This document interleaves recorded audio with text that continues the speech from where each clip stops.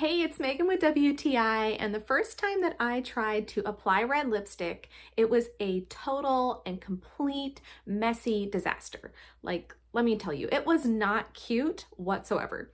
But then I followed the advice of a great makeup artist, and I included the application of this MAC lip pencil in the shade Cherry. Applying this lip pencil to my lips before applying red lipstick was absolutely key to me getting that perfect red lip. It is a slightly darker red color than the red lipstick that I wear, so it gives great definition to my lips. It allows me to be really precise with the application of the color so that when I do apply the lipstick, I have a really clean look. I like to not only line the very edge of my lips, but also extend the line in a bit further to my inner lip. I find then that the lip liner sort of blends in with the lipstick and really makes the look harmonious. I love wearing a bold and fun red lip sometimes for special occasions, and now I don't need to be afraid of that application thanks to this MAC lip pencil in the shade Cherry.